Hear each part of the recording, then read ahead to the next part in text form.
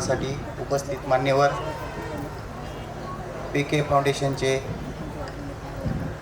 Founder Shri Prataprao खंडेबराड व doctor Nikita खंडेबराड, तसेच या कार्यक्रमाला प्रमुख पाहुणे म्हणून उपस्थित लाभलेले Dhananjay Gargote, chemist and druggist association Khed taluka अध्यक्ष, तसेच Mohinitai Manjare, chemist association Pune druggist district सदस्य पुणे व विद्याताई करपे, तसेच जमलेले सर्व पालक, आजच्या कार्यक्रमासाठी छोट्या मुलांचा जो त्यांच्या गुणांना जो वाव देणारा आजचा जो कार्यक्रम आहे, या कार्यक्रमाला त्यांनी त्यांचे गुणांचं या ठिकाणी प्रदर्शन केलं आणि त्यांच्या गुणांना त्यांचे पालक आणि शिक्षक यांचे करावं तेवढे कौतुक कमीच आहे. आणि त्यांनी त्यांना जसं आपण शिकू त्याप्रमाणे त्यांनी त्यांच्या गुणांचं प्रदर्शन आपणासमोर सादर केलेलं आहे.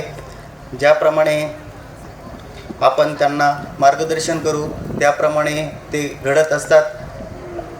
मॅडम म्हणजे खंडेबराड मॅडम यांनी सांगितलं की या ठिकाणी मुलांना ॲडमिशन देते वेळेस त्यांच्या पालकांना काउन्सिलिंग करावी लागतं, इथपासून सुरुवात करावी लागते. म्हणजे यांना घडवण्यासाठी शिक्षकांना खूप मेहनत करावी लागते. यामध्ये जर पालकांचा सहभाग असेल आणि त्यांनी जर आपल्या पाल्याला व्यवस्थित असं मार्गदर्शन केलं तर तो सुद्धा घडवू शकतो. आणि यासाठी एक आई काय करू शकते, जर एका आईने ठरवले तर एक पाल्य किंवा तिचा मुलगा स्वराज्य स्थापन करू शकतो. आणि तुम्हाला एक प्रेरणादायी गोष्ट सांगतो की थॉमस एडिसन हा देखील असाच मुलगा होता की थॉमस एडिसन लहानपणी शाळेत असताना त्याचं शाळेमध्ये मन लागत नव्हतं, म्हणून एके दिवशी शाळेतून त्याच्या आईला बोलावून आलं आणि सांगितलं की तुम्ही तुमच्या मुलाला घरी घेऊन जा आणि त्याला तुम्ही स्वतः शिकवा, तो या शाळेमध्ये शिकण्यायोग्य नाही. कारण काय होतं तर तो मानसिकदृष्ट्या कमकुवत होता, म्हणून त्याला त्याच्या आईसोबत शाळेतून घरी पाठवण्यात आलं. घरी पाठवल्यानंतर त्याच्या आईने हाताला धरलं आणि घरी जाताना सांगितलं. काय सांगितलं तर की थॉमस एडिसनने विचारलं काय सांगितलं शिक्षकांनी, तर त्याच्या आईने सांगितलं की तुमचा मुलगा खूप हुशार आहे आणि याला शिकवण्यायोग्य आपल्या शाळेमध्ये म्हणजे या शाळेमध्ये शिक्षक योग्य नाहीत, असं थॉमस एडिसनला त्याच्या आईने सांगितलं. तर त्याच्या मनावर एवढा परिणाम झाला आणि घरी गेल्यानंतर आईने त्याला शिकवणी चालू केली. शिकवणी चालू केल्यानंतर तो एवढा घडत गेला, तो एक पुढे जाऊन सायंटिस्ट झाला. आणि सायंटिस्ट झाल्यानंतर त्याने बल्बचा शोध लावला, म्हणजे आता विजेचा शोध थॉमस एडिसनने लावलेला आहे. त्याच्यानंतर ग्रामोफोन जो आवाज रेकॉर्डिंग करण्याचं यंत्र होतं त्याचा शोध पण थॉमस एडिसनने लावला होता. त्याच्या नावावर जवळजवळ 1000 पेटंट शास्त्रज्ञ म्हणून त्याच्या नावावर आहेत. आणि थोड्याच कालावधीनंतर त्याचं आईचं निधन झालं. आईचं निधन झाल्यानंतर तो घरातील जे अडगळीला पडलेलं साहित्य होतं तो शोधत बसला होता.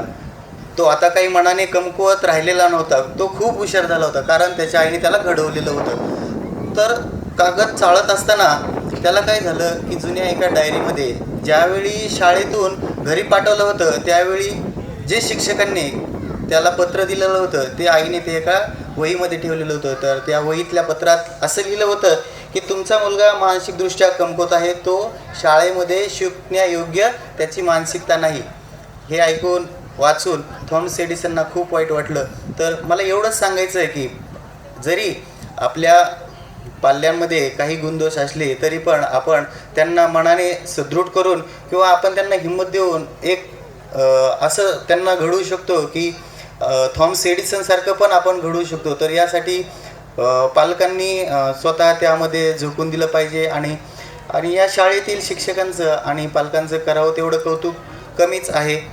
ज्याप्रमाणे थॉमस एडिसनच्या जीवनामध्ये संकट आले, संघर्ष त्याने केला, त्याचप्रमाणे त्याची जी मानसिकता होती किंवा त्याच्यामध्ये जे मानसिकदृष्ट्या कमकुवत होता तो त्याच्या आईने त्याला शिकवणीतून बदलून त्याला घडवलं. तसंच या मुलांमध्ये पण असे काही थॉमस एडिसन घडू शकतात। यामुळे प्रत्येक पालकाने लक्ष देऊन त्यांच्याकडे त्यांच्या कलागुणांना वाव द्यावा आणि या ठिकाणी जे शिक्षक आहेत आणि पालक आहेत या मुलांना जेवढं त्यांचं घडवण्यासाठी किंवा मेहनत करतात त्यांना पण माझ्याकडून सलाम आहे। आणि या ठिकाणी मला आमंत्रित करून 2 शब्द बोलण्याची जी मान्यवरांनी संधी दिली त्याबद्दल मी त्यांचे आभार व्यक्त करतो आणि 2 शब्द थांबवतो। धन्यवाद।